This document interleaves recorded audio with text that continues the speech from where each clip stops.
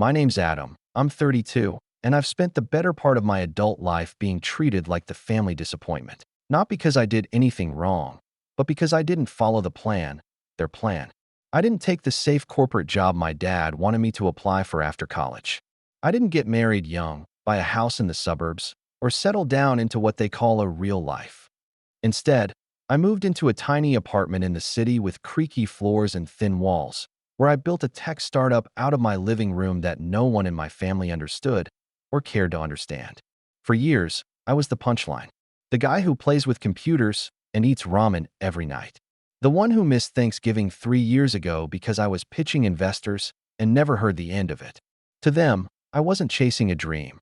I was just avoiding reality. The thing is, I never really minded the apartment. Yeah, it was small, but it was mine. I was so deep into building something I believed in that I tuned out the snide remarks at family gatherings. At least, I tried. My mom would always start the conversation with a forced smile and a strained, "So, still doing your little computer thing?" My sister, Rachel, who married a regional bank manager and loved to let everyone know, would shake her head like I was a stray puppy that refused to be trained. But the worst was my Uncle Doug, my dad's older brother. He had that old school, money talks, everything else is noise mindset. He ran a construction business and loved to talk about how he built something with his hands, unlike these soft millennials with their screens and apps. So when my cousin Brett, Doug's golden boy, got engaged, I expected the usual, a fancy dinner at some overpriced steakhouse, awkward small talk, fake smiles. I wasn't exactly close to Brett. He followed the family playbook to AT, business degree, job in the family firm, flashy car lease, the whole 9 yards. His fiancée, Claire, was some Instagram fitness influencer who spoke in hashtags. I knew showing up would mean enduring the usual barrage of passive-aggressive jabs and smug glances from relatives who still thought I lived paycheck to paycheck. But I went anyway, not to prove anything. At least that's what I told myself. But because part of me still clung to the hope that maybe, they'd treat me differently now. My company had finally started turning a real profit, and I just closed a six-figure licensing deal. I hadn't told anyone in the family yet. Not because I wanted to gloat, but because I didn't think they'd care. Still, I figured, why not show up and see? The dinner was held at this pretentious restaurant downtown with velvet booths and $28 salads. I arrived on time, dressed in a dark blazer and slacks. Nothing flashy, just clean and simple. I wore the one indulgence I'd bought myself when the deal closed, a Patek Philippe watch. It was understated but elegant, the kind of thing most people wouldn't recognize unless they knew watches. I figured no one in my family would notice or care. I figured wrong. The moment I walked in, Uncle Doug gave me that signature bark of a laugh and slapped me on the back a little too hard. "Still living in that cramped apartment, Adam?" he said, loud enough that a few people at nearby tables turned their heads. "Bet it's cozy when the rats tuck you in at night, huh?" I forced a chuckle. "It's not so bad. Rent's cheap, and I'm downtown." Doug smirked and shook his head. "You'd rather throw money at rent than build equity? Man, your dad should have spanked some sense into you." Everyone laughed. Even my dad gave one of those pained smiles that said, "Don't make a scene." I bit my tongue and took a seat near the end of the table. Across from me was Brett and his fiancée, Claire, who barely looked up from her phone until the appetizers arrived. I sat quietly, sipping water and letting the conversations wash over me. Rachel talking about private school tuition, Doug bragging about a new property deal, Brett showing off photos from their Bali engagement shoot. Then, somewhere between the appetizers and the main course, it happened. Claire leaned forward a little, her eyes narrowing. "Hey," she said, pointing casually. "Is that a Patek?" I blinked. "Yeah. Surprised you know it." She let out a small laugh. "I did a sponsorship with a luxury watch brand last year. Learned a few things." She paused. "That's not a base model." I shrugged, suddenly aware that all eyes at the table were on me. She tilted her head, lifted her phone under the table, and I could practically feel her fingers typing on Google. A second later, her smile faltered. Completely. Like someone flipped a switch. She looked back up at me, then at Brett, then at the rest of the table. "That watch costs more than our honeymoon," she said, not trying to be quiet about it. "By a lot." The table went silent. Uncle Doug stopped mid-chew. Rachel's wine glass froze halfway to her lips. My dad shifted in his seat. No one said a word. And just like that, in a single moment, the dynamic shifted. Not because I had some fancy watch on my wrist, but because for the first time, they realized something had changed. I wasn't just the broke computer guy anymore. I didn't gloat. I didn't smirk. I just sat back and watched the silence spread like wildfire. And that was only the beginning. The silence didn't last long. Uncle Doug wasn't the type to let anyone else have the last word, especially not someone he'd spent the last decade mocking. He leaned back in his chair, trying to laugh it off, though his voice was just a little too sharp. "Well, look at you," he said. "Didn't know nerd work paid in gold these days." He gestured toward my wrist like it was some kind of offense. "Must have been a gift, right? Or maybe a knockoff." I smiled politely. "Nope. Bought it myself." Claire still hadn't looked away from the screen of her phone. Her thumb was scrolling slowly, like she was trying to confirm something.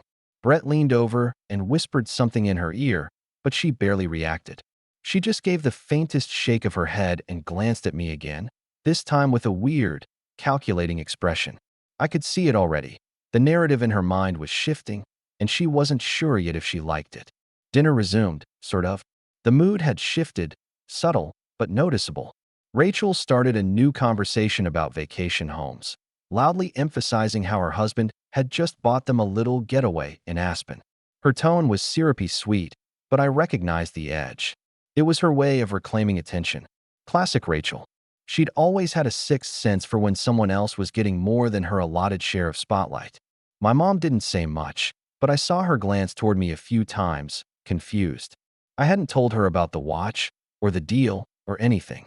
She probably assumed I was still struggling, still calling her once a month to ask for leftover recipes or news about distant relatives I barely remembered. I didn't hold it against her, but it was clear she wasn't sure how to square what she saw with the image she had of me in her head. Doug wasn't done, though. Of course he wasn't. When dessert came around, he tapped his fork against his wine glass and raised his voice to the whole table. "You know," he said, smirking in my direction, "we should all take a moment to celebrate Adam here. Got himself a fancy watch. That must mean the ramen startup finally paid off." Some people chuckled. My dad gave a stiff smile. I kept mine flat, saying nothing. I could feel it coming. He wasn't just making fun of me anymore. He was threatened. And when people like Doug feel threatened, they go on the attack. "I mean, who would have guessed," Doug continued, "that after all those years freeloading in that little shoebox apartment, you'd come out with something worth more than your car. You still drive that beater, by the way." "I actually sold it," I replied casually, reaching for my coffee. "Didn't really need it anymore." That raised a few eyebrows. Brett asked, "Wait, no car? How do you get around?" I paused, gave a soft shrug. "Driver." Claire nearly choked on her sparkling water. "Wait, you have a driver?" That was the first genuine reaction I got from the whole table. Everyone suddenly looked alert. "Not full-time," I added. "Just when I'm in meetings or when I fly out for work. Which is a lot lately." Rachel raised her voice a little. "Since when do you fly out for work?" Before I could answer, Doug laughed again, but it wasn't the same kind of laugh. It was bitter. "Oh, come on. What? Are we supposed to believe you're jet-setting across the country now? What exactly do you do again? Selling apps or NFTs or something?" I could see Brett's eyes narrow slightly. He knew I worked in tech, but clearly hadn't asked questions before. Claire, on the other hand, was practically glowing. She wasn't looking at me anymore. She was staring at her phone screen again. Her fingers moved quickly, and then she stopped. Her jaw went slack for just a second. Then she looked at Brett. "Babe," she said softly, "did you know your cousin's company just raised a Series B funding round? 8 figures. It's in Forbes." That did it. The silence that followed wasn't awkward. It was dead. You could have heard a fork drop. Everyone stared at me like I'd grown a second head. Uncle Doug's face turned a shade darker. My mom looked genuinely stunned. Rachel scoffed under her breath, and her husband muttered something I didn't catch. Even my dad blinked like he was seeing me for the first time in years. But Claire wasn't done. And she flipped her phone toward Brett, showing him the screen. "He's the founder. CEO. That broke the spell." Rachel leaned back, arms crossed. "That's probably just one of those online lists," she said quickly. "You know they'll publish anyone these days. I read somewhere they make up half that stuff just for clicks." Doug straightened in his seat, clenching his jaw. "Even if it's true," he muttered, "doesn't mean anything. You can play dress up all you want, but you're still the same kid who couldn't afford a Thanksgiving plane ticket 3 years ago." I didn't say anything. I just let the silence stretch again. Because deep down, I could feel it. They weren't just confused anymore. They were angry. Not because I lied. Not because I bragged. But because I hadn't needed them. I hadn't asked for help. I hadn't played their game or followed their map. And somehow, I'd made it anyway. And for people like Doug, that kind of independence is insulting. The rest of the dinner passed in a strange haze. Conversations turned brittle. Laughter was forced. My mom tried to act normal, asking how work was going, but her tone was strained, like she was trying to piece together a puzzle that didn't make sense. My dad kept sipping his wine, quiet. Rachel started talking about how influencers fake their net worth online and how people should be careful who they idolize. Her husband nodded along like a parrot. Claire kept stealing glances at me. She smiled at things I said, even when I wasn't talking to her. Brett noticed. Doug did too. After dessert, people started leaving. Some offered stiff hugs, others just a quick nod. Rachel didn't even look at me. My mom gave me a half-hearted smile, clearly unsure how to process the evening. And then there was Doug. As he pulled on his coat, he walked up beside me and leaned in. "Don't let it go to your head, kid," he said quietly. "Money doesn't make you part of this family."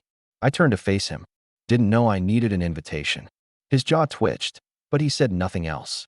As I stepped out into the cool evening air, I looked up at the sky, my breath fogging in front of me.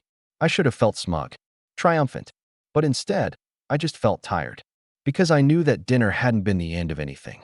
It was the start, and the real tension was still coming. It wasn't even a week later when the betrayal hit. I got a call from my bank's fraud department on a Tuesday morning. I was in the middle of finalizing a partnership contract with a logistics software company. Big deal, months in the making, when the call came through. Normally, I would have let it go to voicemail. But something in my gut told me to answer. The woman on the other end sounded professional, but serious. "Mr. Cross," she said, "we flagged a series of attempted access requests to your business account. Multiple login failures, then a successful one originating from a device in the Midwest. We've temporarily frozen access until we can verify it wasn't you." My heart dropped. "No, it wasn't," I said quickly. "I'm in New York." "Who was it?" She explained they couldn't give me a name without a formal investigation, but that whoever it was had guessed my recovery email and security questions. They'd even tried to redirect my email access, likely to intercept two-factor codes. The only people who even knew that information, the old college nickname I once used, the street I grew up on, the name of my childhood dog, were family. I hung up and sat there in silence for a while, my coffee going cold beside me. It didn't take long to confirm what I already suspected. Later that night, I opened a shared folder on my old personal Google Drive, the one I hadn't touched in years but had once used to send files to family. Back when I was the free tech support for the whole tree. It had a few harmless PDFs, old resumes, some pictures, and one document that stopped me cold. A spreadsheet. My old company's early cap table and pitch deck. A version I deleted from my local files ages ago, but apparently had uploaded here once by accident. I never thought twice about it back then, but someone had been poking around. The next day, I got a LinkedIn message from a guy I barely remembered, an angel investor I'd spoken to once a year ago. He sent a link to a new startup pitch that had hit his inbox, asking if it was a new arm of your company. I clicked the link. My stomach twisted. It was Brett. Brett had sent out a near-identical version of my original deck, barely altered, under a new startup name, his name listed as founder and CEO. The product description? Word for word what I had built. The pain point. The solution. The branding language. Even the font was the same. He'd stolen it. I didn't even know where to start. Part of me was stunned, and part of me wasn't surprised at all. I thought back to that dinner, Claire scrolling, whispering to him, the tension in his eyes when she showed him the Forbes article. It made sense now. He wasn't just jealous. He was plotting, and he hadn't just copied a pitch. He'd submitted it to the same accelerator program I had gone through 2 years ago. I called a friend who worked on the review board there. Quietly, carefully, and sure enough, Brett had already made it past the first round, under a different company name, but with a carbon copy product. His submission included proprietary backend architecture that just happened to be the exact system I had built and protected with code obfuscation, code that only someone with access to my local Git backups would know how to reverse. I paced my apartment in circles, my mind racing. How had he gotten into my files? And then I remembered. The dinner. That weird moment when Claire had asked about my watch and scanned it. The lingering glances. The sudden curiosity. I'd left my phone on the table when I went to the restroom, and I hadn't thought twice about it. But I'd been careless. One password, one saved browser session, one forgotten link on my drive, and Brett had what he needed. He didn't just want to copy me. He wanted to be me. That realization stung more than I expected. I sat down and opened my laptop, logged into my legal team's internal portal. I didn't want to jump straight into war, but if I didn't act now, this could spiral into something I couldn't contain. Before I hit send, I hesitated, because underneath the rage was something else. Betrayal. Brett was my cousin, my family, the guy I used to play Nintendo with in Grandma's basement. We weren't close, but we shared blood. We shared birthdays, holidays, stories. I never imagined he'd stab me in the back like this. Not to steal what I'd built. Not to pretend he'd earned it. I remembered when I first started my company, and everyone laughed behind my back. He included. He used to call it Adam's Nerd Fantasy League. I'd brushed it off. Let it roll. Because I thought, one day they'll see. And now he'd seen. And instead of being proud, he tried to take it. I couldn't tell anyone in the family. Not yet. I knew exactly how it would go. They'd say I was overreacting. That Brett probably didn't mean anything by it. That I should just talk to him and resolve it, like family. But I wasn't about to let this slide. Not this time. And as I stared at the cease and desist template on my screen, I knew this wasn't just about a stolen pitch. This was war. And Brett had just fired the first shot. I didn't send the cease and desist that night. I hovered over the button for what felt like hours, my finger twitching, my eyes locked on the screen. But something inside me held back. Maybe it was the exhaustion. Maybe it was denial. Or maybe, deep down, I still wanted to believe it wasn't real. That Brett had panicked or gotten carried away. That I could confront him, and he'd apologize. That there'd be a way to make it right. Instead, I just closed my laptop and sat there in the dark. That night, I didn't sleep. I laid on the couch, staring up at the ceiling, hearing every creak in the old apartment like it was shouting at me. Every time I shut my eyes, I saw his name in my inbox, or Claire's smug smile across the table, or Doug leaning in to tell me I'd never be one of them. By the next morning, I knew I needed space. From all of it. The noise, the stress, the disappointment. I turned off my phone, forwarded my calls to voicemail, and packed a small bag. I left without telling anyone. Not my friends, not my assistant, not even my parents. I took the first train out of the city and headed upstate to a tiny rental cabin I'd found months ago, but never had time to visit. It wasn't much, just a weathered little place with a wood-burning stove, slow Wi-Fi, and a lake out back that looked like it hadn't seen a swimmer in decades. But it was quiet, and I needed quiet. For the first 2 days, I didn't open my laptop. I barely looked at my phone.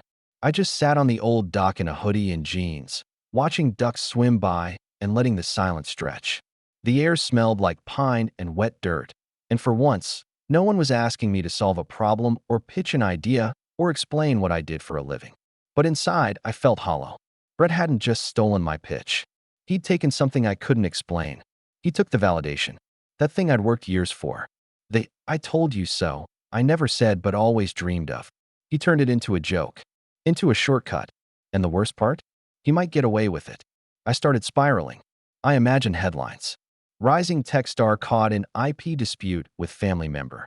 The press wouldn't care who was right. They'd run the story for clicks. Investors would panic. My company, my team, would be the ones who suffered. People who trusted me. People who left stable jobs to build something with me. And now their futures were tied to mine. And mine was tied to Brett's theft. One morning, I woke up to a voicemail from my dad. I hadn't spoken to him since the dinner. His voice was calm, but clipped. "Hey, Adam. Just checking in. Your mom said you've been quiet. Look, I heard something weird from Doug today. About Brett starting a company. He said you two were working together now. I guess that's cool, if it's true. But you should have told us. Anyway, call me." My throat clenched. Working together? Doug was already rewriting the story. I was livid, but I didn't call back. Instead, I opened my laptop and started digging. I found Brett's new company website. It had gone live 2 days ago. The logo was eerily similar to the one my designer had mocked up for my original launch. The copy, barely rewritten. There was even a founder's letter that he must have lifted straight from one of my old Medium blog drafts. Except he'd swapped out every mention of my name, my story, my struggle, and replaced it with vague anecdotes about personal loss and a passion for innovation.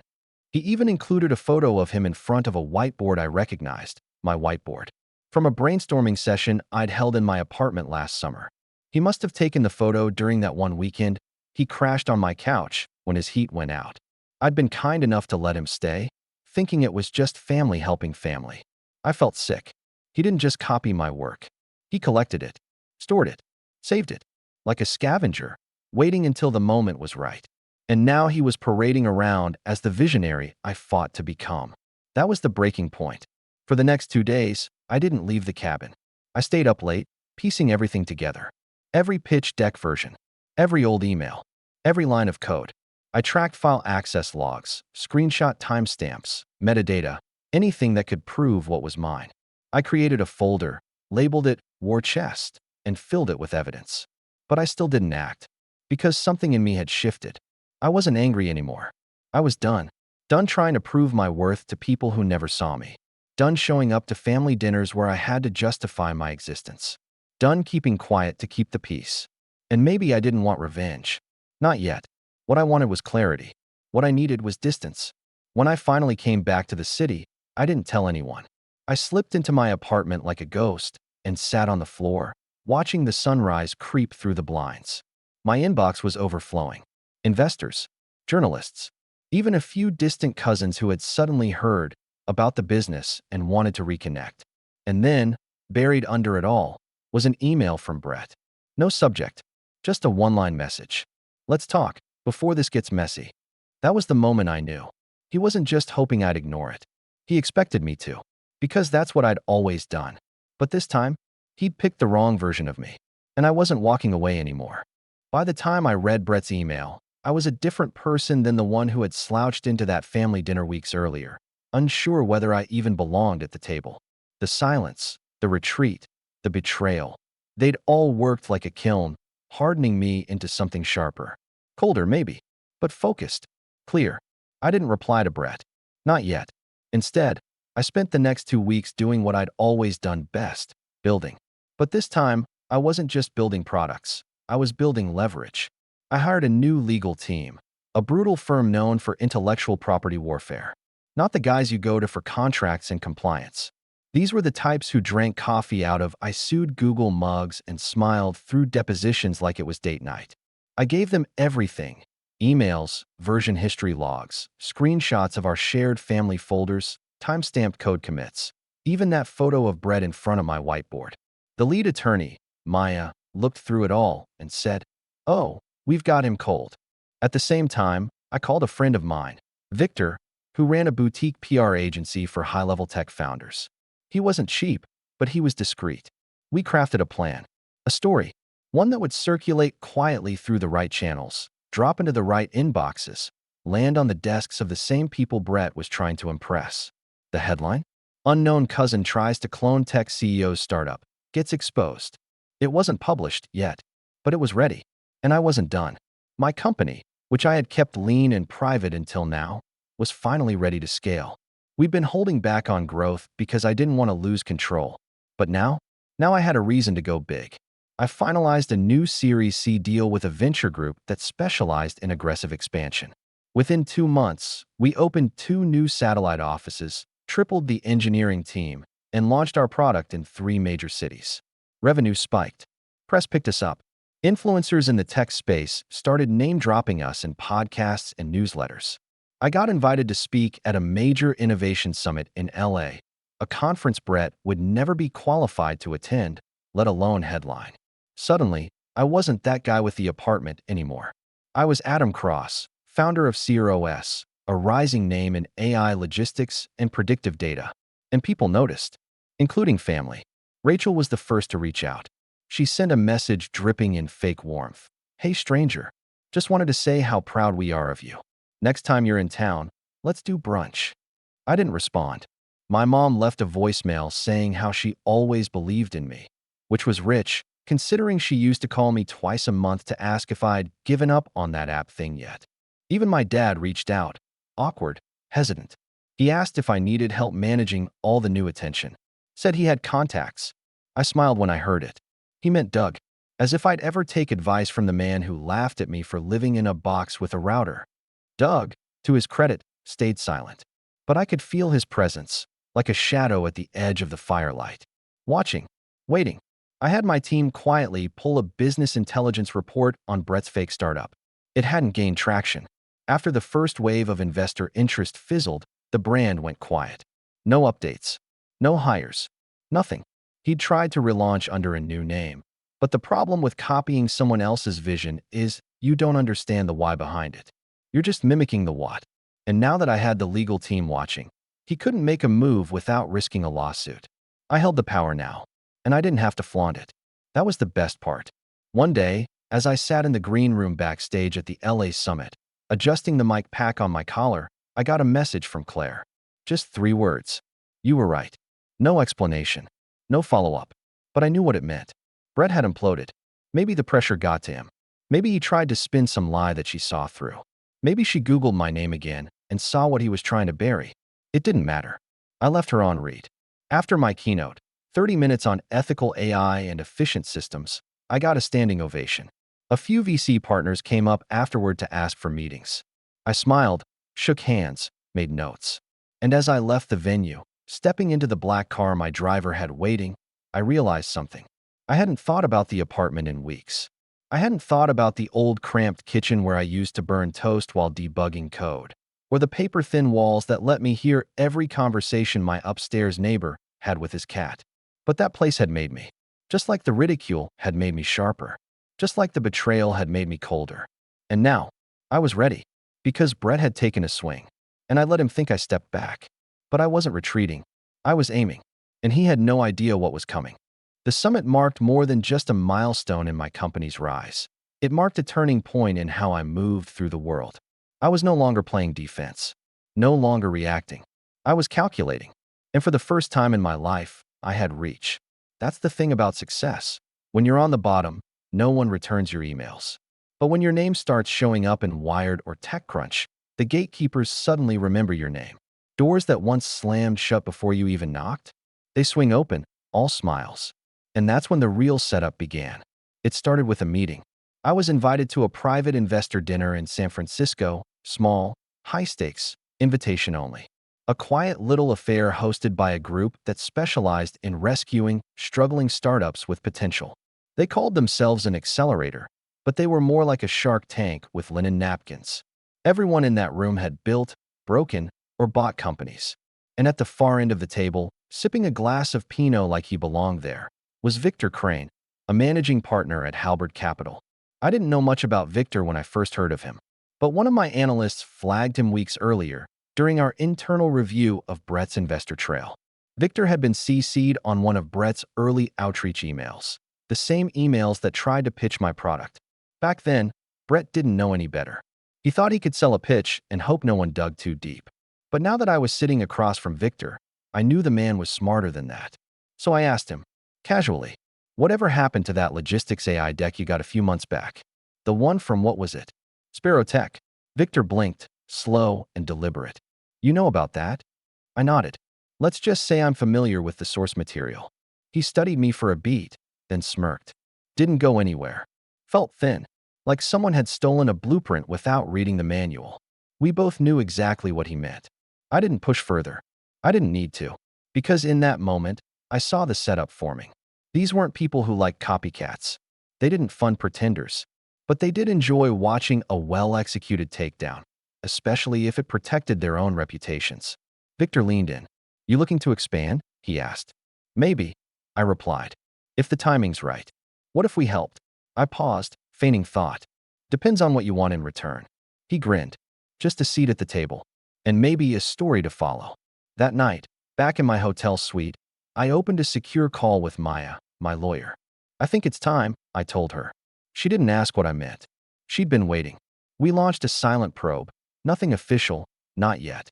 Just enough to track where Brett's fake startup had been incorporated, which accounts were attached to the filings, and most importantly, where the money had gone. And that's when I learned something that turned my stomach. He had taken out a personal loan, backed by a family co-signer. My dad. Apparently, Brett had gone to him weeks after that dinner, spun some story about how I'd invited him to collaborate, and was letting him take the lead on a new division. He said it was a family-first project, that he didn't want to burden me with all the work, so he'd handle the pitch. That I was too busy with the main company to manage another arm. And my dad, ever desperate to be part of something meaningful, had believed him. He co-signed a loan for $300,000. Doug's name was on the paperwork too. They'd pulled together a little family investment triangle, all under the illusion that they were finally cashing in on Adam's success.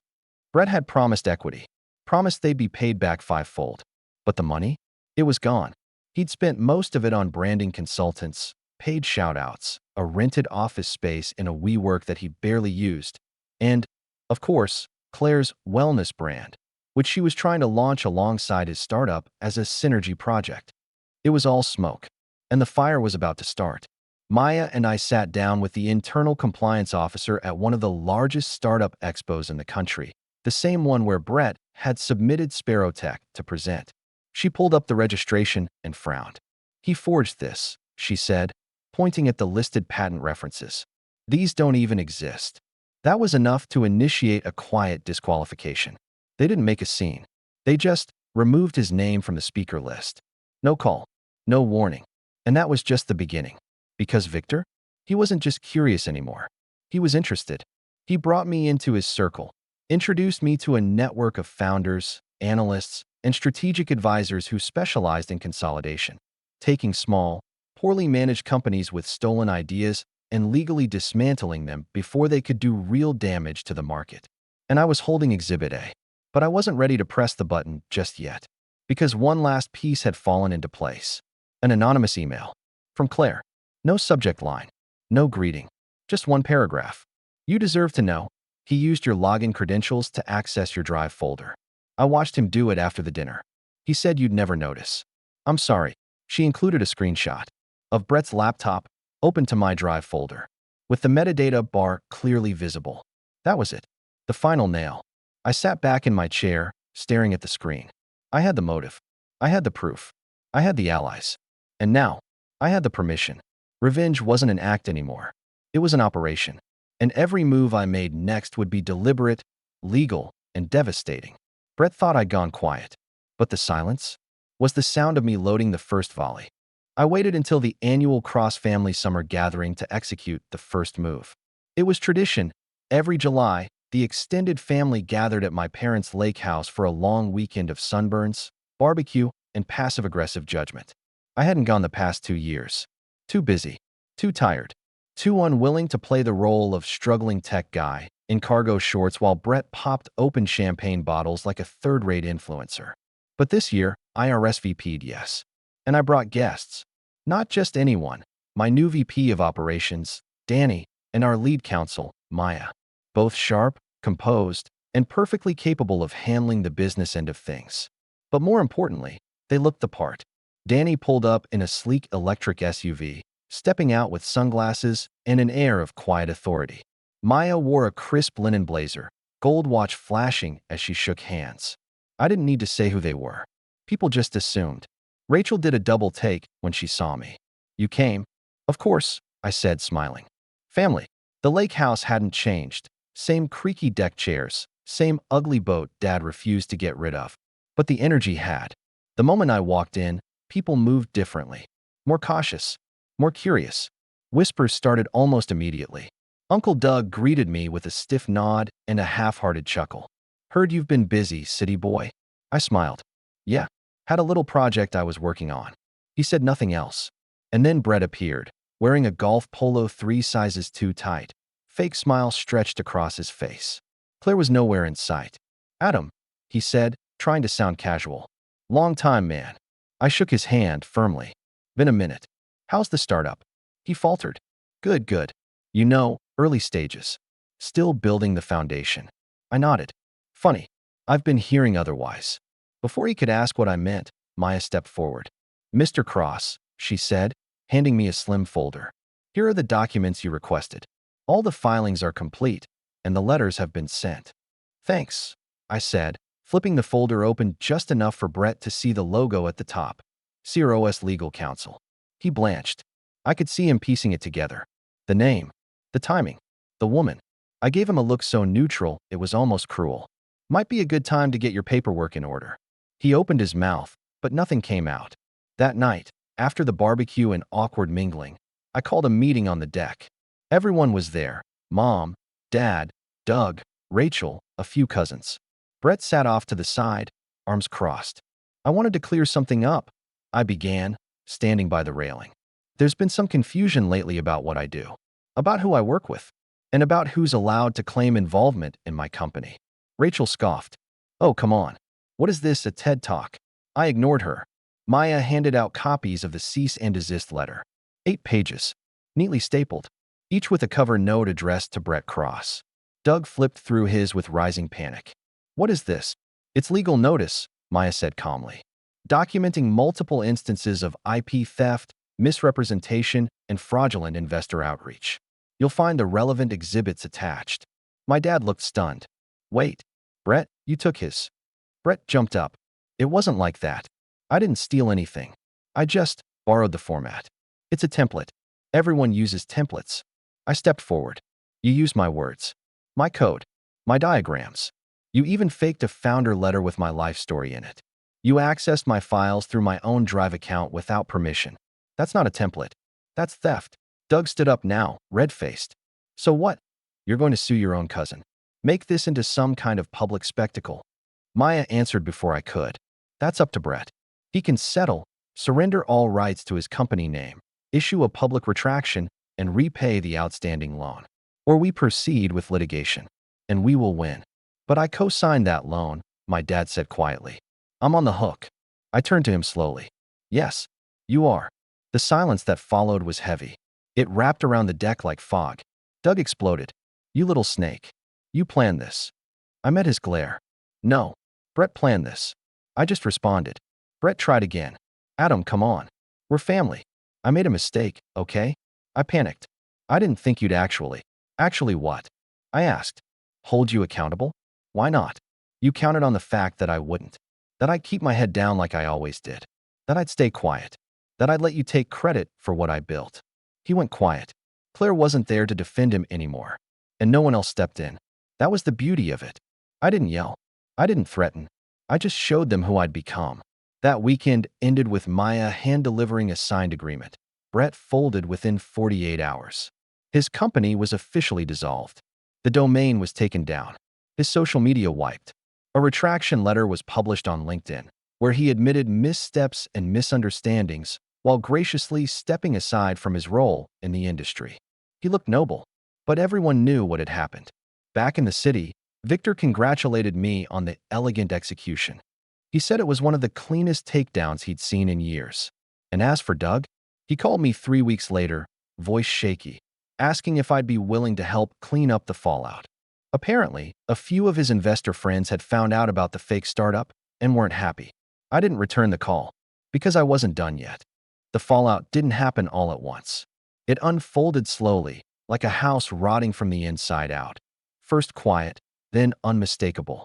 3 weeks after the cease and desist was delivered and Brett's fake startup was publicly shut down, the news quietly spread through the business circles that mattered. He tried to pivot, of course. He deleted his LinkedIn account for a few days, then brought it back with a sanitized bio and a new title, independent consultant. He added vague descriptions like tech innovator and strategic thinker, but it didn't stick. The word had gotten around. The investors he'd pitched started distancing themselves. A few posted generic warnings on Twitter about copycats in the space and due diligence red flags. Nobody named him directly, but they didn't have to. People in tech talk. And once you're labeled a fraud, there's no unlabeling it. Claire was gone, moved out, took her dog, scrubbed her socials of every trace of their engagement. I didn't hear from her again, but someone forwarded me an Instagram post she made a month later. Just a photo of a lake and a caption that read, "Lesson learned. Never build your life on someone else's blueprint." Doug's construction company took a hit too. Apparently, one of the investors Brett had courted was a personal friend of Doug's who had considered backing a joint venture between Brett's startup and Doug's firm. When the truth came out, the investor pulled out of both. That one decision triggered a domino effect. Within 6 months, Doug had to sell off a key property at a loss, and one of his longest-standing subcontractors dropped him. At Thanksgiving, the family gathering was quieter than usual.